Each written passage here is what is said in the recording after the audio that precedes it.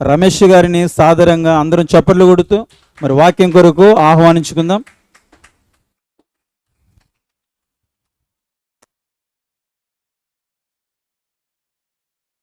మీ అందరికి తెలుసు కదా ప్రియులారా, యేషబన్న రానమ్మక్క ఏదో మీటింగ్ నిమిత్తము వెళ్ళి ఉన్నారు, అందుబాటులో లేరు కాబట్టి కార్యక్రమంలో పాల్గొనలేదు.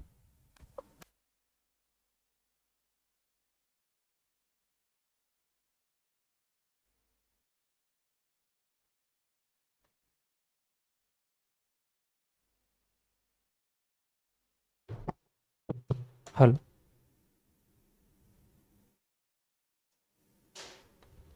మొట్టమొదటిగా నాకు ఇంత మంచి చక్కని అవకాశాన్ని ఇచ్చిన కన్నతనైన దేవునికి, అలాగే వేదికను అలంకరించినటువంటి పెద్దలు లింగారెడ్డి గారికి, కూడి వచ్చిన మీ అందరికీ ప్రభువైన యేసుక్రీస్తు వారి నామములో వందనం తెలియజేసుకుంటున్నానండి. ప్రియమైన దేవుని వారలారా, వాక్యం నిమిత్తం ప్రార్థన చేసి ఉన్నారు కనుక ఇక ఆలస్యం చేయకుండా మనందరం నేడు డిప్లొమా ఇన్ బైబిల్ థియాలజీలోని కొత్త పాఠము సంఖ్య 22, దేవునిని నిరూపించేది నరుడే. దేవునిని నిరూపించేది నరుడే అనే అంశాన్ని ఈరోజు మనం ఆలోచిద్దాం. ఇక్కడ మనకి ఈ పాఠంలో మనకు కనబడే మాట ఏంటి? 3 కనబడుతున్నాయి ప్రత్యేకంగా. మొదటిది దేవుడు, రెండవది నిరూపించేది, మూడవది నరుడే. దేవుడు అనగా మనందరి ఆత్మలకు కన్న తండ్రి. ఆయన ఎక్కడ ఉంటాడు? పరలోకంలో ఉంటాడు. రెండవది నిరూపించడం అంటే సహజంగా మనం కొంతమందికి ఏదైనా గట్టిగా చెప్పాలి, నేను నా సత్తా ఇది అని మనం నిరూపించుకుంటూ ఉంటాం. కొంతమంది మనల్ని నీకు అది చేత కాదు, ఇది చేత కాదు అనుకున్నప్పుడు నేను నిరూపించి చూపిస్తాను చూడు అని ఎంతో పౌరుషంగా, రోషంగా ఆ మాట చెప్తూ ఉంటాం. అలానే మూడో పదం నరుడు అంటే మనిషి. ఈ భూమి మీద ఉన్న మనుషులందరికీ దేవుడు మొట్టమొదటి అనాది కాలంలో పెట్టిన పేరు నరులు. ఆదము హవ్వలను ఇద్దరిని జతపరిచి వారికి నరులని పేరు పెట్టాడు. మరి ఈ ఆలస్యం చేయకుండా పాఠంలోనికి వెళ్ళిపోదాం. దేవునిని నిరూపించేది నరుడే. ఈ భూమి మీద సుమారు మనం నేడు ప్రపంచ జనాభా ఆలోచించగలిగితే 800 నుంచి 850 కోట్ల మంది ఈ భూమి మీద బ్రతుకుతున్నారు. మరి ఈ భూమి మీద బ్రతికే వారిలో క్రైస్తవులుగా సగానికి సగం మంది క్రైస్తవులు కనబడుతూ ఉన్నారు. మరి ఈ భూమి మీదకి వచ్చిన ప్రతి మనిషి దేవునిని గుర్తించాలి, దేవుని నిరూపించాలి అని దేవుడు ప్రతి మనిషికి కొన్ని ముద్రలు వేశాడు.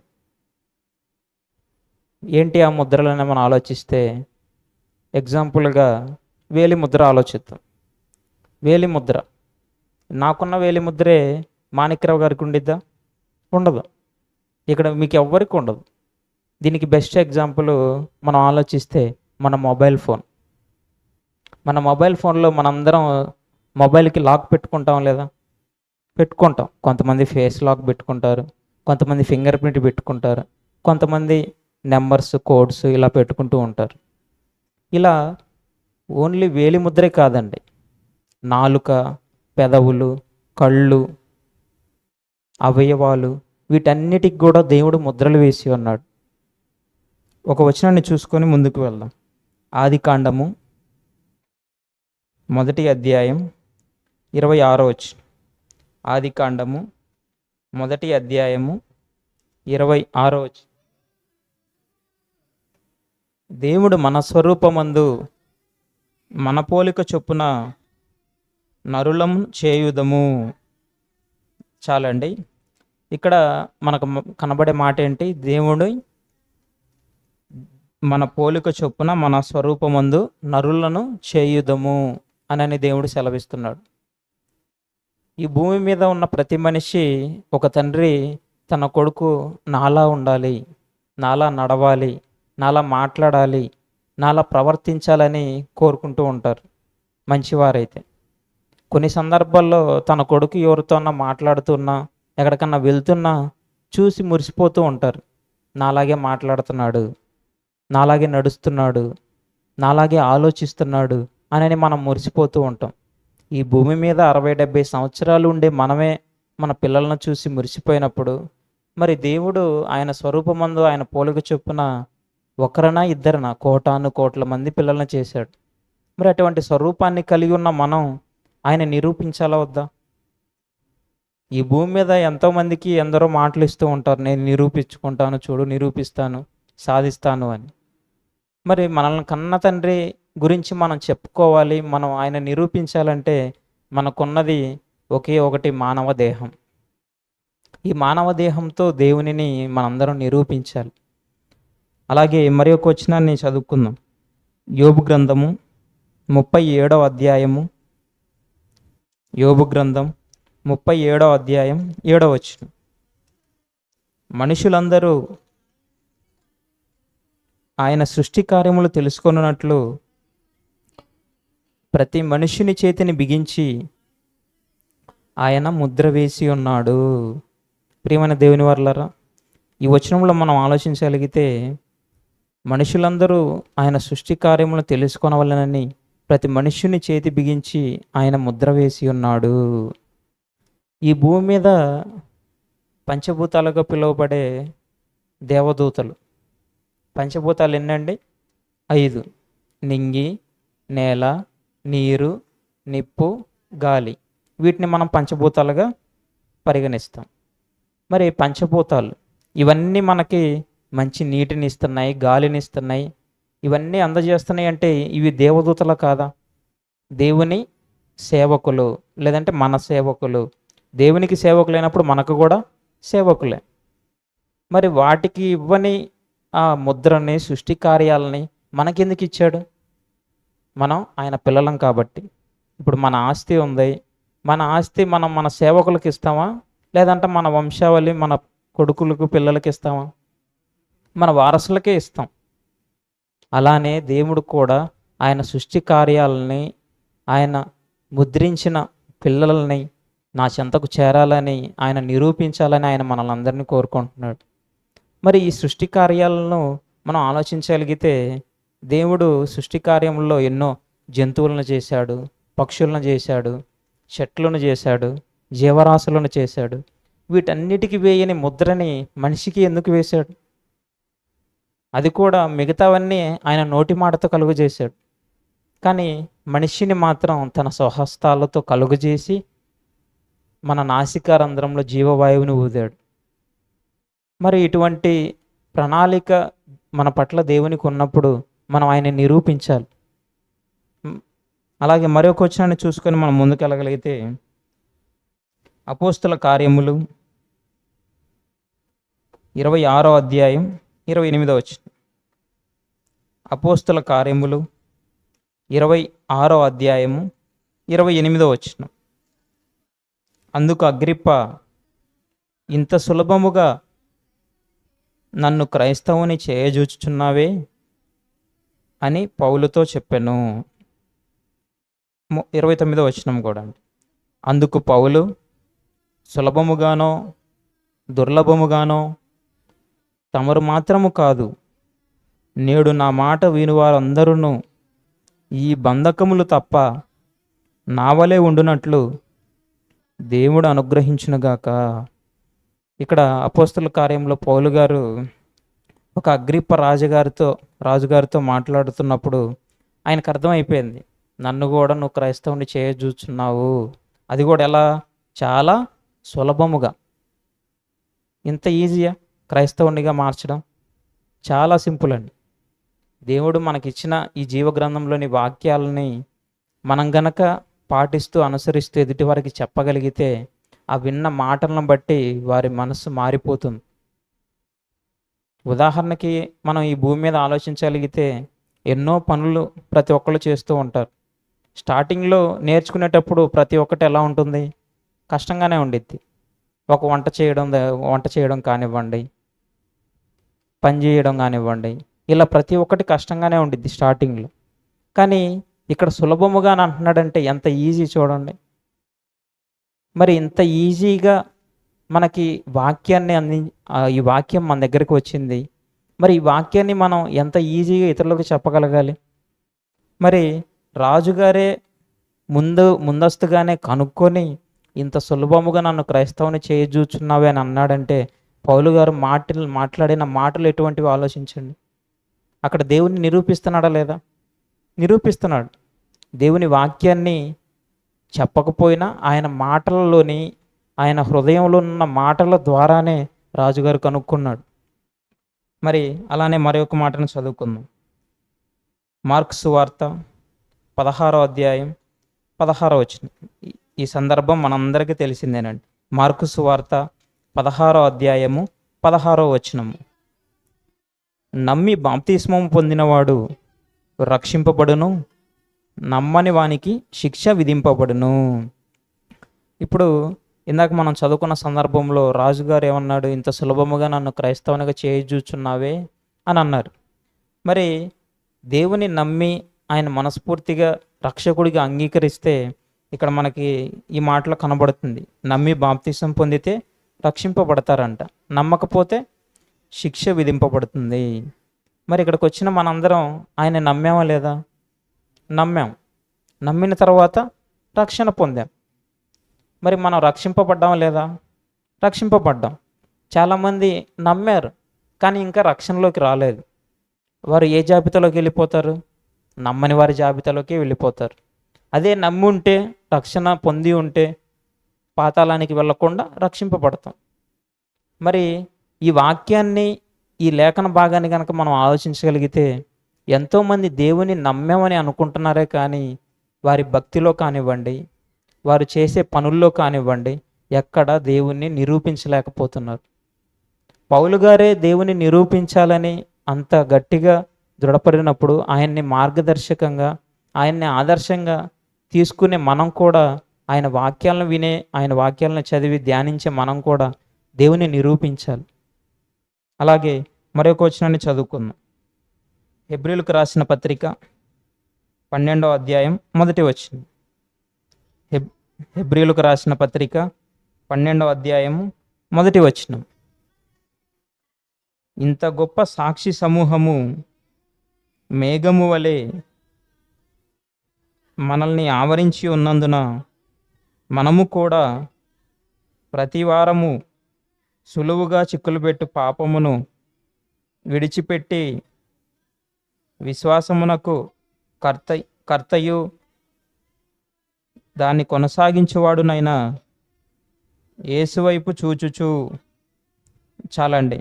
ఈ సందర్భంలో మొట్టమొదటి మాట మనం ఆలోచించగలిగితే, ఇంత గొప్ప సాక్షి సమూహం. ఎగ్జాంపుల్గా మనం కోర్టు విషయాలు ఆలోచించగలిగితే అక్కడ సాక్షులు ఎంతమంది ఉంటారు? 2 లేదంటే 3. అక్కడ సాక్షి సంతకాలని కూడా పెట్టిస్తూ ఉంటారు. మరి మనకున్న సాక్షి సమూహం ఎటువంటిది? గొప్ప సాక్షి సమూహం. సాక్షి అనగానే దానికి అర్థం ఏంటండి? సాక్షి అంటే ఈ పనిలో నేను కూడా పాలిభాగస్తుడిని, నేను దీనికి సాక్ష్యం, ఇది నేను చూశాను, లేదంటే ఇది నిరూపించడానికి నేను సిద్ధం అని సాక్షి సంతకం అనేది పెడుతూ ఉంటారు. దేవుడు కూడా మన అవయవాలని ఒక సాక్షి సమూహాలుగా చేశాడు. చేతులు కానివ్వండి, కాళ్ళు కానివ్వండి, వేళ్ళు కానివ్వండి, కళ్ళు కానివ్వండి, పెదవులు కానివ్వండి, నాలుక కానివ్వండి, ఇలా ప్రతి ఒక్కటి దేవుని నిరూపించడానికి దేవుడు మనకిచ్చిన సాక్ష్యాలు. మరి వీటన్నిటిని మనం ఎందుకోసం వాడుతున్నాం, వేటిలో వాడుతున్నాం ఆలోచించండి. మరి దేవుడు ఇచ్చిన అవయవాల్ని మనం దేవుని పని నిమిత్తం వాడాలంటే మనం అందరికీ ఏమి తెలిసి ఉండాలి? మొట్టమొదట వాక్యం తెలిసి ఉండాలి. వాక్యం ఎప్పుడైతే మనం పాటిస్తామో మనందరం కూడా దేవుని నిరూపించడానికి సిద్ధమవుతాం. ఇక దేవుని నిరూపించడానికి మన మధ్య ఉన్న ఆధారాలు ఏంటి అనేది మనం ఒక్కొక్కటి ఆలోచిస్తూ ముందుకెళ్దాం. మొట్టమొదటిది, దయచేసి రాసుకునేవారందరూ నేను నిదానంగానే చెప్తున్నానండి, అందరూ రాసుకోవాల్సిందిగా కోరుచున్నాను. మరి దేవుడిచ్చిన సాక్ష్యాధారాలు, నిరూపించడానికి మనకి ఇచ్చినవి ఏమిటంటే, మొట్టమొదటిది వేలి ముద్ర. ఇంగ్లీష్లో ఫింగర్ ప్రింట్ అంటారు. రెండవది కాలి ముద్ర. మూడవది చెవి ముద్ర. నాలుగవది కంటిలో కనుగుడ్డు. ఐదవది పెదవి. ఆరవది పళ్ళు. ఏడవది నాలుక. ఎనిమిదవది గొంతు. తొమ్మిదవది నడక. రాసుకున్నారండి? ఇప్పుడు వీటిల్లో ఒక్కొక్క దాని గురించి మనం ముందుకి ఆలోచించుకుంటూ వెళ్దాం. మొట్టమొదటిది వేలిముద్ర. ఇందాక వేలిముద్ర గురించి తెలుసుకున్నాం. వేలిముద్ర మనం ఎందుకోసం వాడుతుంటాం? మన పర్సనల్ డీటెయిల్స్ కోసం, సెక్యూరిటీ పర్పస్ కోసం మనం వేలిముద్ర వాడుతూ ఉంటాం. ఎగ్జాంపుల్గా మొబైల్ ఫోన్. ఇంకా చాలా సందర్భాల్లో వాడుతూ ఉంటారు. ఒక కంప్యూటర్ని యాక్సెస్ చేయాలన్నా ఖచ్చితంగా ఫింగర్ ప్రింట్ ఉంటుంది. ఇంకా ఇంకొంచెం ముందు టెక్నాలజీకి వెళ్ళగలిగితే డోర్స్, హౌస్, ఇంటికి వేసే తలుపులు, వాటికి కూడా ఫింగర్ ప్రింట్స్ పెట్టుకుంటూ ఉంటారు. బ్యాంకుల్లో పెట్టుకుంటూ ఉంటారు. ఇలా దేవుడిచ్చిన ఈ 780 కోట్ల మందిలో ఒక్కరికి లేని వేలి ముద్రని మన పనుల నిమిత్తం ఎన్నో సందర్భాల్లో వాడుకుంటూ ఉన్నాం. మరి వేలిముద్ర ఒక్కటే అని, ఆ ఒక్కడే మనకు కూడా కన్నతైన దేవుడు ఒక్కడే అని మనందరం తెలుసుకోవాలి. అలానే రెండవది కాలిముద్ర. కాలిముద్ర ఇప్పుడు మామూలుగా మనకు వేళ్ళకి ఎలా అయితే ముద్రలు ఉన్నాయో కాళ్ళకు కూడా ముద్రలు ఉన్నాయి. వాటిని కూడా కాళ్ళ ముద్ర అని పిలుస్తూ ఉంటారు.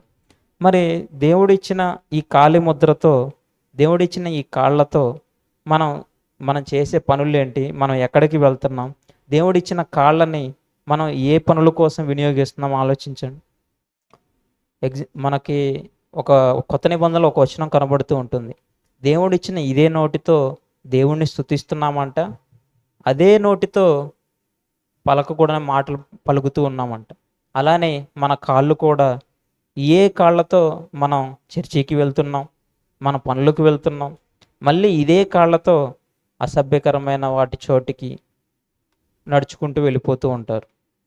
మరి దేవుడిచ్చిన అవయవాల్ని నిరూపించాలంటే దేవుడిచ్చిన పాదములు, సువార్త ప్రకటించే వారి పాదములు ఏమని బైబిల్ సెలవిస్తుంది?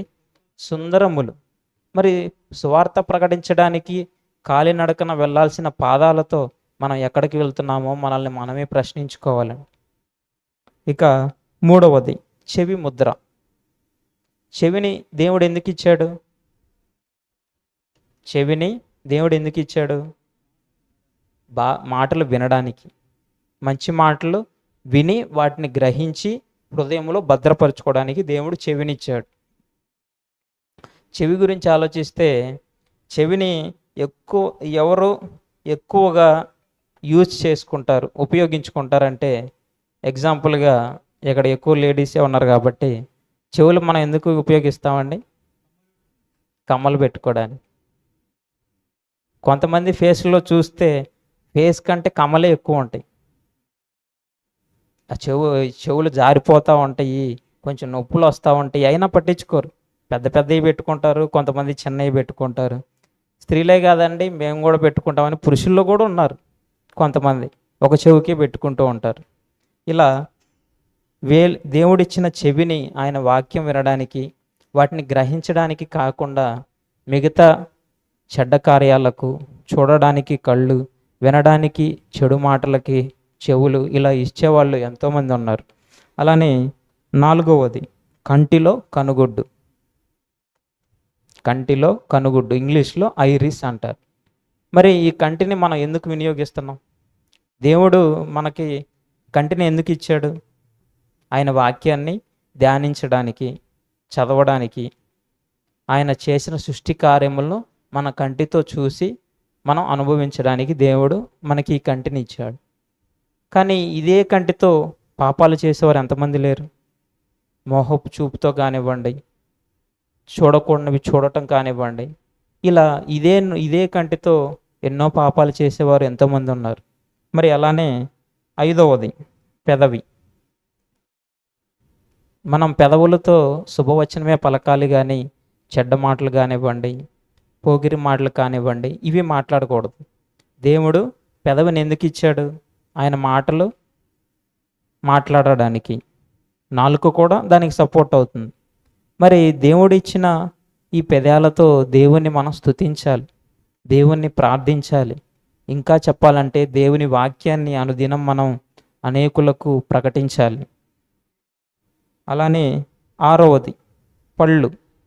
కొంతమందికి మనం ఆలోచించగలిగితే చిన్నప్పటి నుండే పళ్ళకి ఒకటి పెట్టుకుంటారండి, అది షేప్ రావడానికని. దాన్ని ఏమంటారు, నాకు పేరు గుర్తులేదు, మర్చిపోయాను. ఏమంటారండి, ఎవరికైనా తెలుసా? ఏంటండి? క్లిప్. ఓకే, క్లిప్ లాంటిది పెట్టుకుంటూ ఉంటారు. దేవుడిచ్చిన పళ్ళ వరుస బాగలేదని వీళ్ళు స్వతహాగా ఆ క్లిప్ పెట్టుకొని పళ్ళ వరుసని సరి చేసుకోవాలనుకుంటూ కొంతమంది అలా ట్రై చేస్తూ ఉంటారు. ఇంకొంతమంది అయితే దేవుడిచ్చిన పళ్ళతో ఎక్కువగా ఆదివారం ఏం చేస్తూ ఉంటారు, కటకట అని నవ్వులుతూ ఉంటారు. మరి దేవుడిచ్చిన పళ్ళని మనం జాగ్రత్తగా వినియోగించుకోవాలి. ఎక్కువ కాలం మన్నిక రావాలంటే మనం తినే ఆహారం కూడా సరి అయినదై ఉండాలి. నెక్స్ట్ అలాగే ఏడవది నాలుక. దీన్ని బైబిల్ ఏమని చెప్తుంది? విశ్వ వినాశనపు ఆయుధం ఏంటి? నాలుక. అగ్ని నాలుక అనే పాఠం కూడా మనకి బైబిల్ కోర్సులో ఉంది. మరి ఈ నాలుకతోనే ఎన్నో కుటుంబాలు చీలిపోతున్నాయి, ఎన్నో కుటుంబాలు కట్టబడుతున్నాయి. ఇదే నాలుకతోనే ఎన్నో మాటలు మాట్లాడుతూ ఉన్నాం, దేవుని మాటలు మాట్లాడుతూ ఉన్నాం, చెడ్డ మాటలు మాట్లాడే వాళ్ళు కూడా ఎంతోమంది ఉన్నారు. మరి ఇటువంటి నాలుకని మనం గనక అదుపులో ఉంచుకోగలిగితే మన జీవితం అంతా ఒదిగి ఉంటాం. అదే నాలుక గనక అదుపులో లేకపోతే మన జీవితం అంతా అగమ్య గోచరం అయిపోయిద్దండి. కాబట్టి దేవుడిచ్చిన నాలుకని మనం దేవుని మాటలు పలకడానికి, దేవుని స్తుతించడానికి, వీటికి మనం మన నాలుకను వాడాలి. అలానే ఎనిమిదవది గొంతు. దేవుడిచ్చిన గొంతు. ఈ గొంతుని మనం ఎందుకు వినియోగించుకుంటున్నాం? వేటి కోసం? కొంతమంది పాటలు పాడడానికి, ఇంకొంతమంది అదే పాటలు పాడుతూ లక్షల రూపాయలు డబ్బులు సంపాదించుకోవడానికి. దేవుడు ఇచ్చిన గొంతుతో దేవుని స్తుతించడానికి బదులు ఎన్నో చెడ్డ కార్యాలు చేసేవారు, దేవుణ్ణి దూషించేవారు, ఇలా ఎంతోమంది సమాజంలో మనకు కనబడుతూ ఉంటారు. నెక్స్ట్ అలాగే 9వది నడక విషయం గురించి ఆలోచించగలిగితే దావీదు గారు ఒక మాట సెలవిస్తారు. ఆ మాటను చదువుకుందాం. కీర్తనల గ్రంథం 139 అధ్యాయం 3వ వచనం. కీర్తనల గ్రంథం 139 అధ్యాయము 3వ వచనం. నా నడకను నా పడకను నీవు పరిశీలన చేసి ఉన్నావు. చాలండి. ఇక్కడ దావీదు గారు సెలవిస్తూ నా నడక నా పడక నీవు గ్రహించి ఉన్నావు అని అంటున్నాడంటే, నా నడక అంటున్నాడంటే ఆయన నడక వేరా కాదా? ఆయన నడక వేరు. అలానే ఈ భూమి మీద ఉన్న ప్రతి మనిషి నడక వేరని రీసెంట్గా శాస్త్రవేత్తలు కూడా కనుగొన్నారు. మరి ఇన్ని సాక్ష్యాధారాలు దేవుడు మనకిచ్చాడు. నన్ను నిరూపించండి, నా కోసం బ్రతకండి అని దేవుడు ఇన్ని సాక్ష్యాధారాలు ఇస్తే, ఈ భూమి మీదకి వచ్చిన మనందరం మన పనుల నిమిత్తమో మన లక్ష్యాల నిమిత్తమో దేవుణ్ణి నిరూపించక మనల్ని మనం నిరూపించుకోవడానికి ప్రయాసపడుతూ ఉంటారు. మనల్ని మనం నిరూపించుకోవడం అంటే గిన్నీస్ బుక్లోకి ఎక్కాలనో, మంచి పేరు సంపాదించుకోవాలనో, ఒక బిజినెస్ మ్యాన్గా ఎదగాలనో, ఇలాంటి వాటి కోసం నేను నిరూపించుకుంటాను అని చాలామంది చెప్తూ ఉంటారు. అలాగే మరొక వచనాన్ని చదువుకుందాం. కొరింథీయులకు రాసిన మొదటి పత్రిక 6వ అధ్యాయం 20వ వచనం. కొరింథీయులకు రాసిన మొదటి పత్రిక 6వ అధ్యాయం 20వ వచనం. మీరు విలువ పెట్టి కొనబడిన వారు గనుక మీ దేహముతో దేవుని మహిమపరచుడి. ఇక్కడ అపోస్తులుడైన పౌలు గారు సెలవిస్తూ, ఈ దేహం మనకి దేవుని వలన అనుగ్రహించబడింది.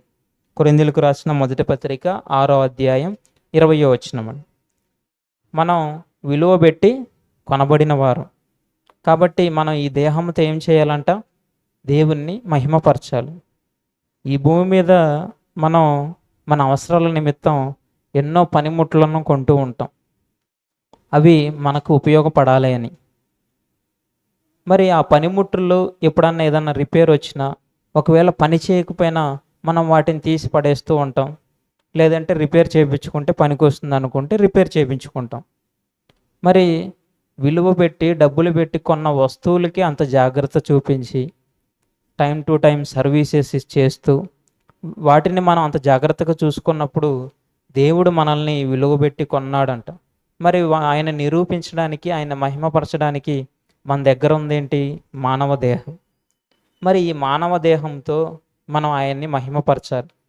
ఈ భూమి మీద అనుకోండి, ఏదన్నా వస్తువు పాడైపోయినా రిపేర్ వచ్చినా తీసి పక్కనే వేస్తాం. అది ఎంత విలువ పెట్టి కొన్నా చెడిపోయినాక ఇంక మన దగ్గర ఉంచుకోం. మరి దేవుడు విలువ పెట్టి కొన్నప్పుడు మనం దేవుడిచ్చిన అవయవాల్ని మనం ఎలా కాపాడుకోవాలి? కళ్ళు కానివ్వండి, కాళ్ళు కానివ్వండి, చేతులు కానివ్వండి, తల కానివ్వండి, వీటన్నిటిని దేవుడు మనందరికీ ఇచ్చాడు. ఇవన్నీ ఇచ్చాడంటే ఆయన మహిమపరచడానికి, ఆయన నిరూపించడానికే కదా. మరి ఇవన్నీ ఇచ్చినప్పుడు ఆయన నిరూపించడానికి, ఆయన మహిమపరచడానికి మనందరం కూడా ఎప్పుడు వెనకాడకూడదు. ఎక్కడికి వెళ్తున్నావని కొంతమంది వెళ్తే నేను చర్చికి వెళ్తున్నాను అని కొంతమంది చెప్పుకోలేరు. ఎందుకు? వాళ్ళకి దేవుని నిరూపించుకునే ధైర్యం లేదు. చర్చికి వెళ్తున్నాం అంటే ఏమైంది? ఏం కాదు. కొంతమంది ఆ మాట చెప్పుకోవడానికి కూడా మొహమాట పడుతూ ఉంటారు. మరి దేవుని నిరూపిస్తున్నాం అని మరి ఎంతమంది ఆలోచించండి. ఇక్కడ ఉన్న మనందరం అనునిత్యం మనం చేస్తున్న పనుల్లో కానివ్వండి, మన ప్రవర్తనలో కానివ్వండి, మన మాట తీరులో కానివ్వండి, అనుక్షణం మనం దేవుని నిరూపించే వారిగా ఉండాలి. దేవుడిచ్చిన కాళ్ళకి దేవుని స్వార్థం పని నిమిత్తం మనం నడవాలి. కానీ చాలామంది కాళ్ళని ఎందుకోసం వాడుతూ ఉంటారు? కాళ్ళు కానివ్వండి, కాళ్ళకున్న వేళ్ళు కానివ్వండి. ఇందాక మనం కమ్మల గురించి ఆలోచించాం, ఇప్పుడు కాళ్ళ గురించి ఆలోచిద్దాం.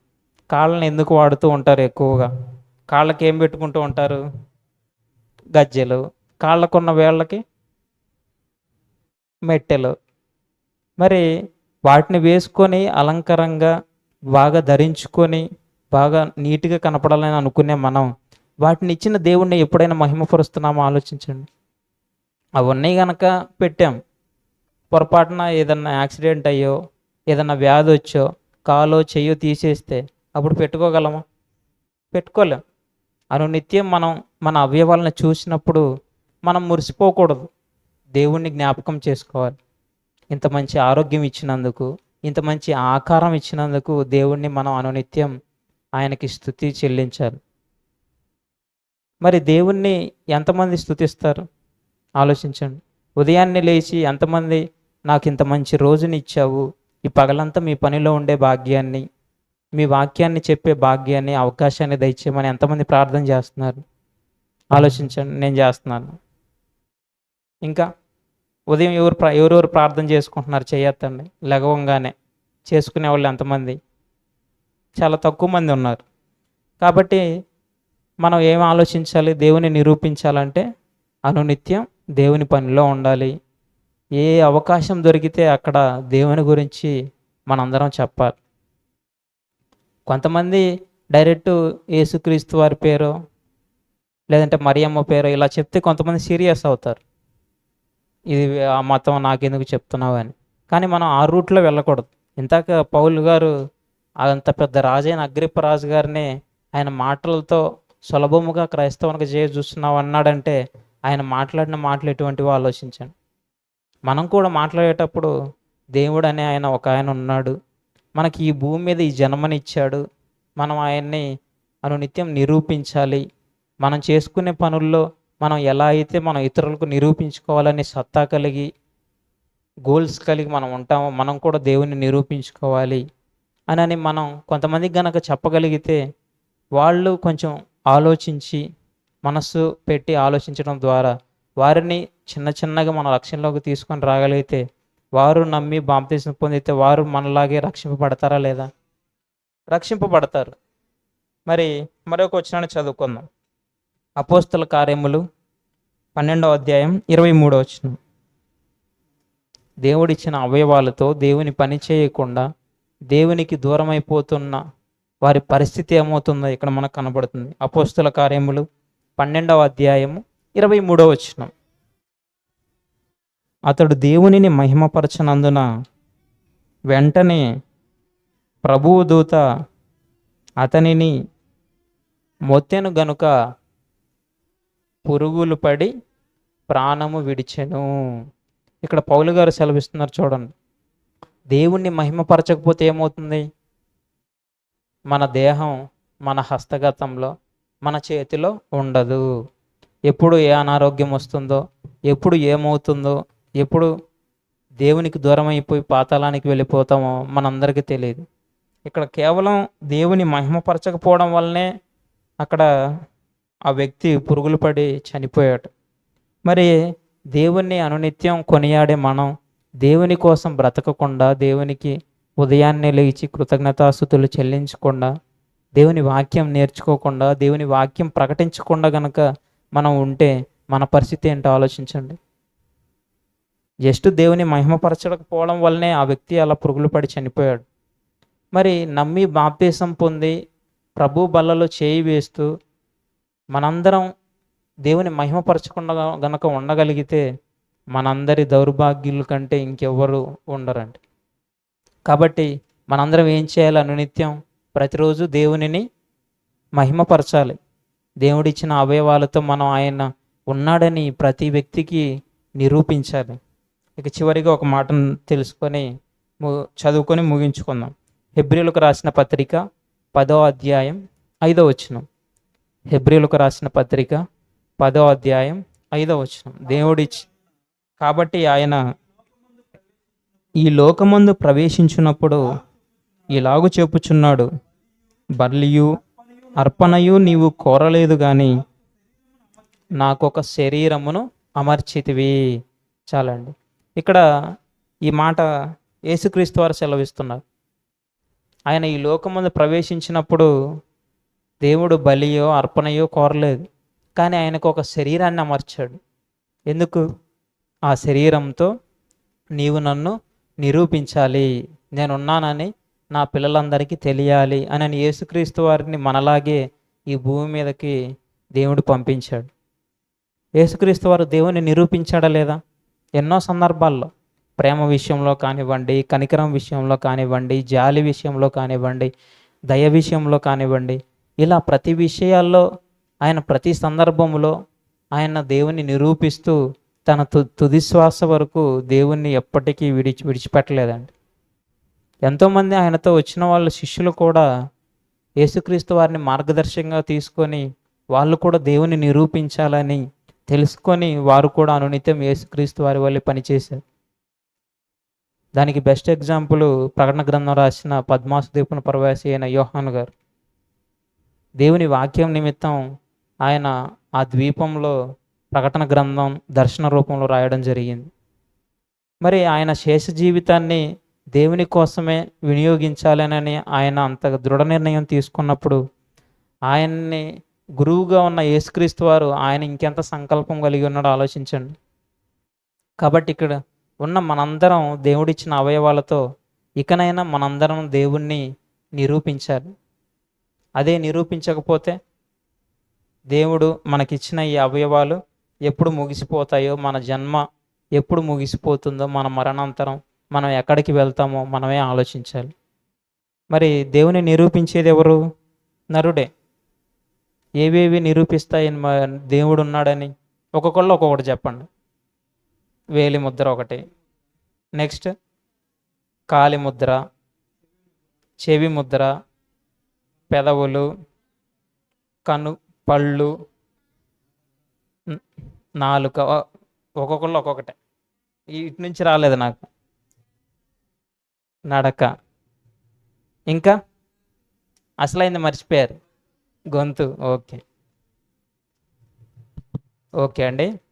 ఇంతవరకు మనం వీటన్నిటిని తెలుసుకున్న మనం ఇకనైనా దేవుడు ఈ అవయవాలని ఆయన పని నిమిత్తం ఇచ్చాడని, ఆయన నిరూపించడానికి ఇచ్చాడని మనందరం తెలుసుకొని దేవుని వాక్యాన్ని మరింతగా మనందరం ఇలా అనునిత్యము ధ్యానిస్తూ దేవుని పనిలో ఉండాలని కోరుకుంటూ నన్ను నేను హెచ్చరిస్తూ మిమ్మల్ని హెచ్చరిస్తూ ఈ నా కొద్ది మాటలు ముగిస్తున్నానండి.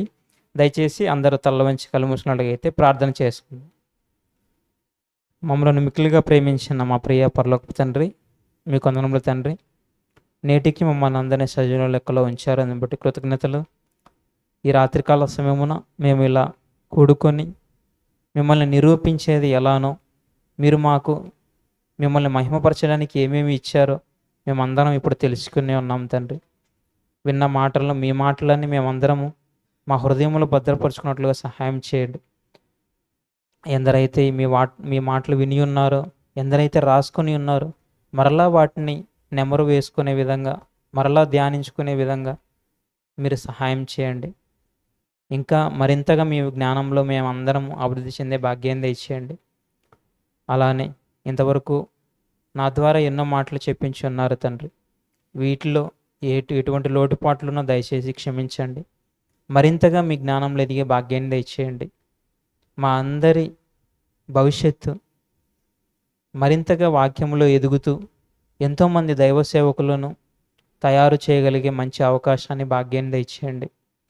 వాక్యములో మేమందరము అనుదినం ఎదిగే భాగ్యాన్ని దయచేయండి. సంఘ కాపరిగా ఉంటున్నటువంటి దైవజనులు యోసేపు గారిని జ్ఞాపకం చేసుకోనండి. అలాగే పాస్టమ్మ గారు, రాణమ్మ గారిని జ్ఞాపకం చేసుకోనండి. వారి ప్రయాణాల్లోనూ పనుల్లోనూ మీరే క్షేమంగా కాచి కాపాడండి తండ్రి. ఎందరైతే సంఘానికి రాలేక దూరముగా ఉన్నారో వారి మనోనేత్రములు తెరవండి.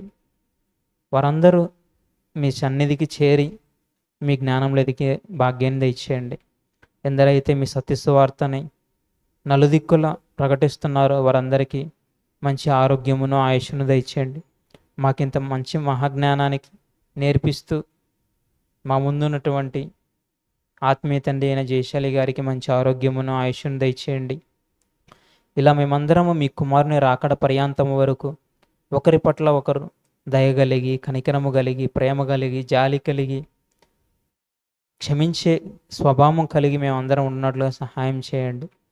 ఈ ప్రార్థన యేసుక్రీస్తు వారి పుణ్యనామమున అడిగి వేడుకొనుచున్నాము పరమ తండ్రి. ఆమేన్. అందరికీ వందనాలండి.